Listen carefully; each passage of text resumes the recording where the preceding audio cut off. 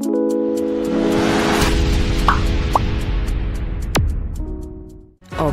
adalah seni. Pada YouTube sebelumnya, saya menjelaskan tentang jenis data dan sumber data. Nah, banyak pertanyaan tentang khusus untuk jenis data dan sumber data daripada in vitro dan in vivo ya, karena kemarin saya jelaskan secara umum, secara global gitu ya. Nah, kebanyakan untuk in vitro dan in vivo adalah data primer atau prospektif gitu ya. Data primer atau prospektif, hampir tidak ada yang retrospektif, apalagi ambespektif. Itu ya. Itu yang pertama.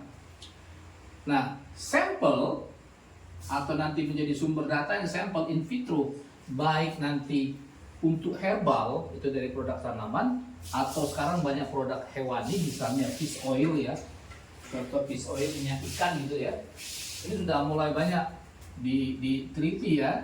Kalau kita tahu misalnya omega 3, omega 6, omega 12 itu dari deep sea ocean gitu ya. Kemudian sampelnya apa saja? Bukan herbalnya atau bukan produk hewannya. Ya, produk hewaninya, tapi sampelnya adalah sel. Bisa sel HeLa sampai untuk yang sel cancer gitu ya. Ya, yang kedua bisa mikroorganisme. Apa kita ambil swab atau kita beli dari laboratorium tertentu gitu ya. Ini misal contoh, saya kasih contoh untuk bakteri E. coli ya, dengan ada numbernya ya. Seperti kalau obat ada ATC number, pada mikroorganisme atau jamur ada ataupun parasit atau virus juga ada ATC number gitu ya. Bisa dari labor mana kita kasih tahu ya, dari labor mana apa, dari kimia farma atau dari segala macam. Jamur misalnya Candida bisa dari swab kita ambil atau kita beli kandidanya. Parasit misalnya Plasmodium vivax untuk malaria, ovalen ya, bisa juga untuk Trichomonas. Atau kalau yang terakhir adalah virus yang kemarin banyak sekali penelitian tentang COVID-19 itu ya, COVID-19 itu ya. Jadi yang dilihat adalah city level ya, city level. Nah, kalau untuk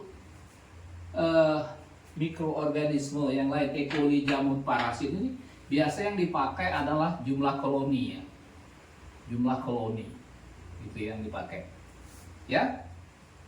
Oke. Nah, yang kedua adalah yang in vivo ya, in vivo. Nah, yang in vivo ini terutama kalau pada penelitian hewan itu ada namanya hewan model. Kita sebut dulu hewan model, itu kita induksi ya. Jadi kebanyakan hewan model misalnya bisa kita induksi, misalnya kalau tikus galobestar atau spek dole itu menjadi tikusnya diabetes gitu ya, tikusnya diabetes. Atau kelinci misalnya dengan luka bakar atau infeksi bisa kita lakukan gitu ya.